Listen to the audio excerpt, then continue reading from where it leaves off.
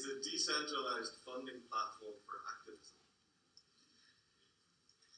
And as was mentioned, it also aims to be a DAO, a decentralized autonomous organization that can't be stopped, it can't be inhibited. And for the next few minutes, 20 minutes or so, I want to get in how we're going to do this. And what could its impact be on debates exactly like this? What could it happen? How does this put power into the hands of people? And what might be the result? A bit of background, as you mentioned the Olympics and sport. I'm not an anarchist, I'm not from a sort of amnesty international background at university or anything like that. I'll explain a little how I got to this, which is quite interesting. I'm an engineer by training. But I got to it really through the lens of climate change, because I work with international conservation organizations and some governments on designing innovative financial instruments which address climate change, food security, and other major issues such as this at a country level and internationally. The other big one, of course, is biodiversity loss and trying to stop our ecosystems from crashing.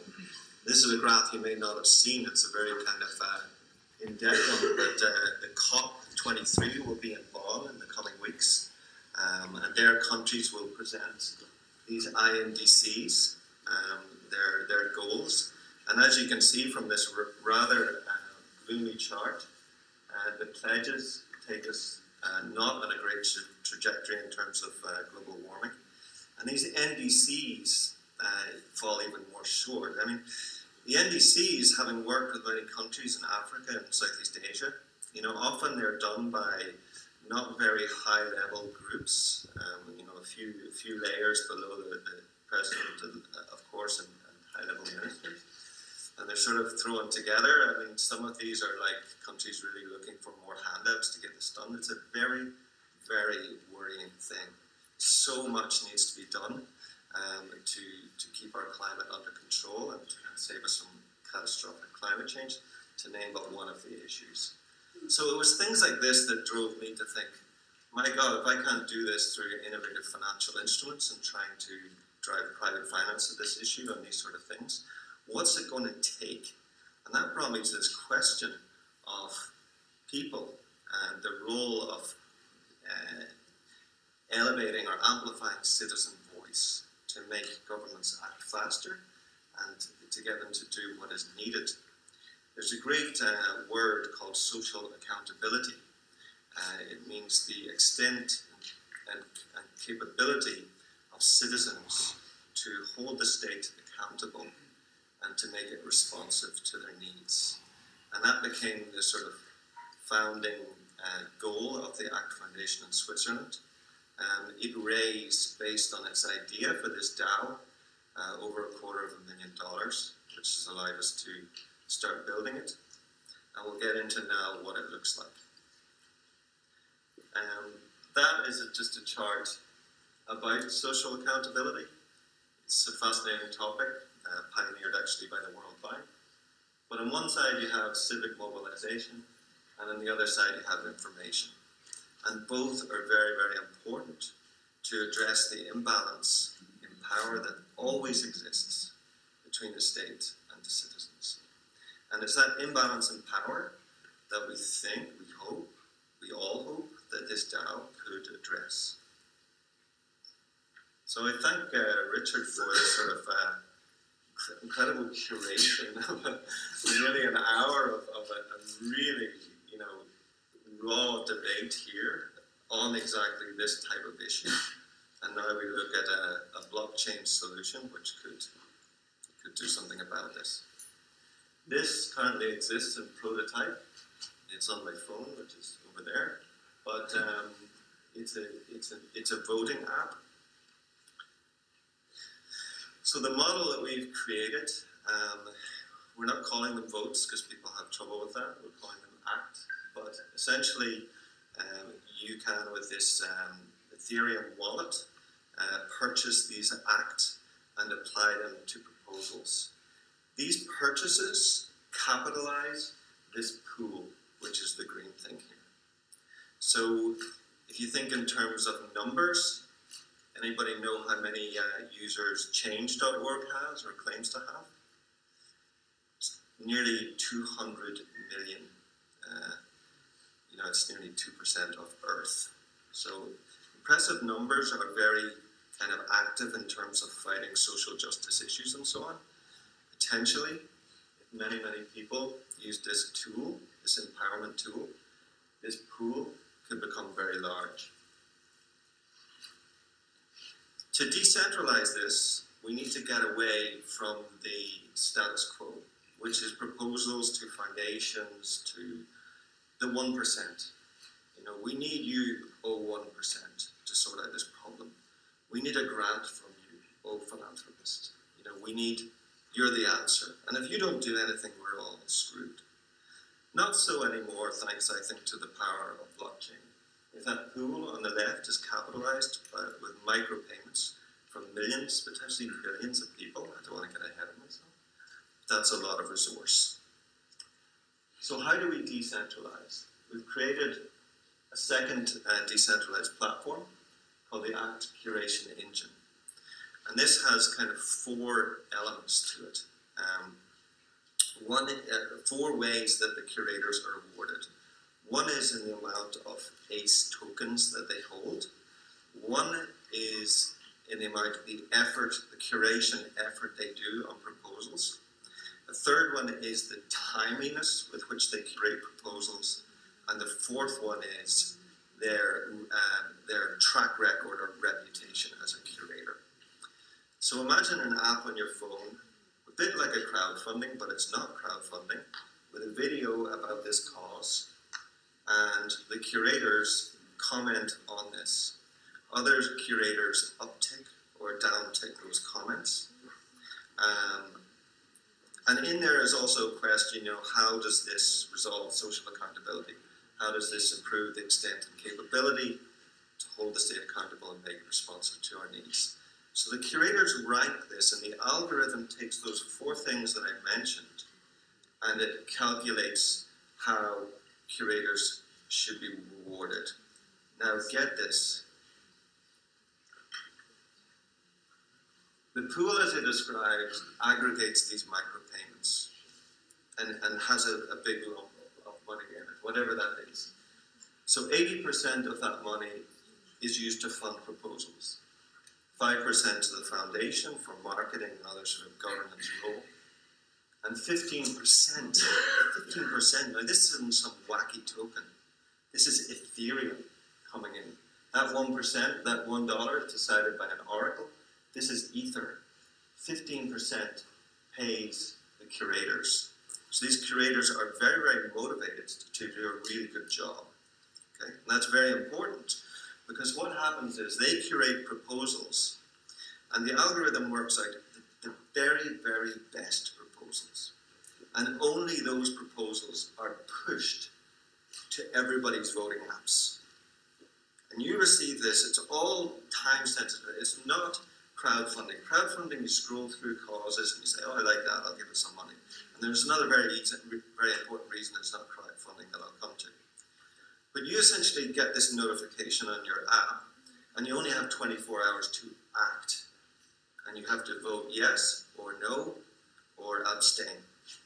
And if there's a quorum that says we want to fund this, the smart contract pays it, and this can fund change, it can fund movements at any speed and at any scale, and it cannot be stopped. That brings us to the idea that it is a decentralized autonomous organization. How do we stop anti-money laundering and money going to fund terrorism? Well, at the payment stage, the contract that's generated needs 2 signatures. One will be the proposal maker, and the other will be a legal representative, possibly in country. We're working that bit out, but we needed to put some layer in there so it's not just shirk that responsibility of AML and anti-terrorist finance, which is a huge regulation in every jurisdiction. So these are the fascinating dynamics that we're trying to work out to fully decentralize this. It will be a process to get there, but it is a very interesting journey. I want to just show a video which will lighten this up a little and help in a very easy way with a nice simple example of one application. And I'm going to play a video on this. And go. Don't worry, I've got a backup plan. How am I doing in time? Oh, so we get 5 minutes. Yeah.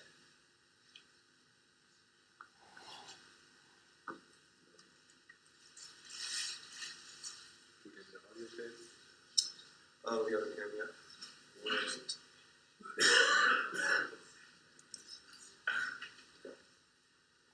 Floor. Okay, pick one of the tables up. Yes, and then see where it goes. Oh, yeah, it's in that computer. Yeah.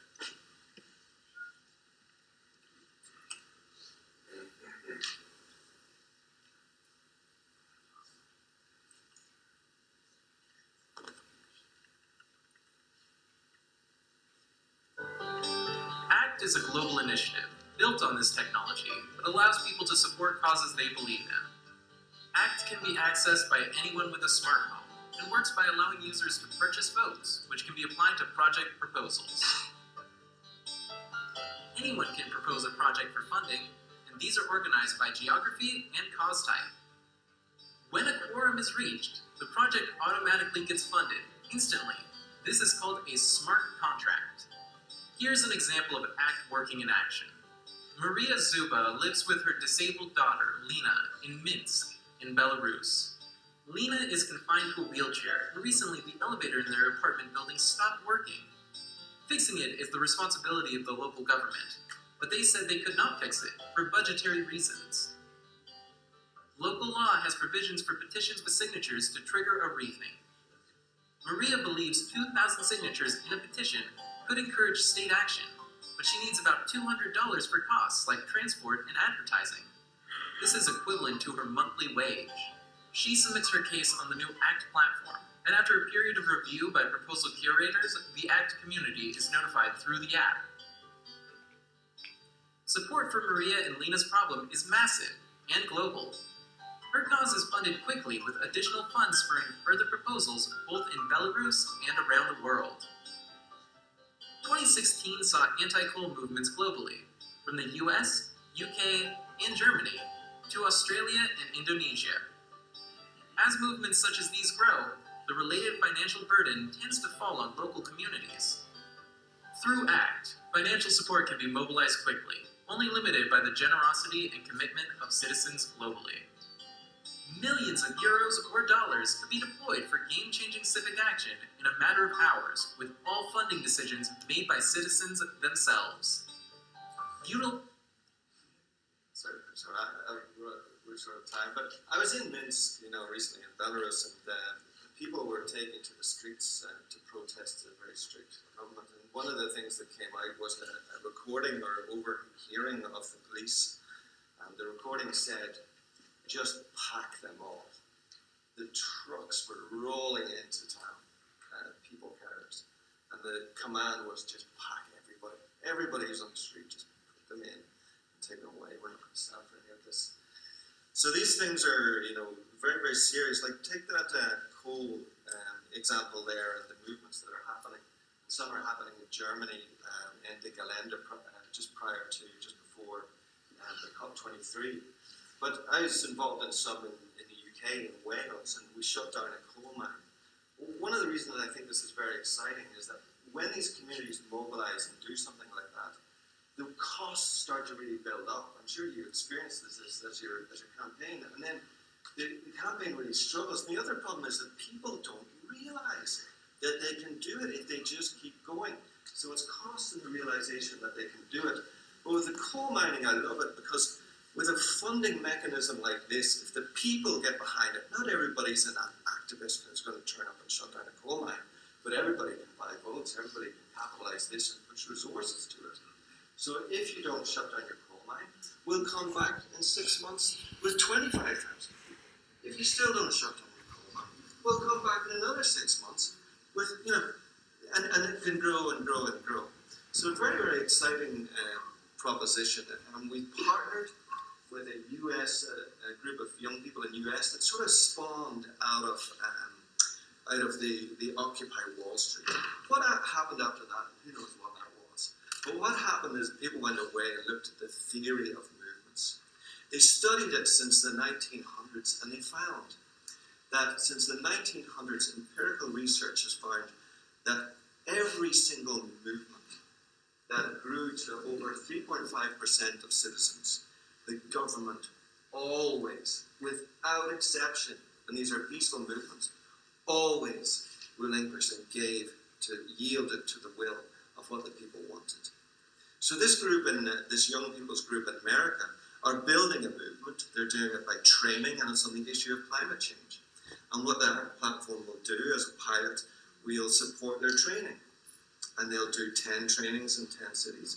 And they'll train people to speak, to be an activist, how to move the dial and influence the debate. And then we'll train 100. And then we'll train more and more and more. And that's the idea and the concept behind it. And I'm delighted to announce in this forum something on the topic of ICOs, because the money we raised was sort of pre-ICO. But I don't know about this announcement because I'm still thinking about it, but I pretty much decided that we will do an ICO, but our ICO, all funds will fund that pool. Absolutely. Everything into that pool. And that will be our ICO, because I think we have enough resources to get this built as it stands. So this is going to happen. Where will it lead us? What will it be in this debate and these sort of issues? This is the question I leave you with. Thank you very much.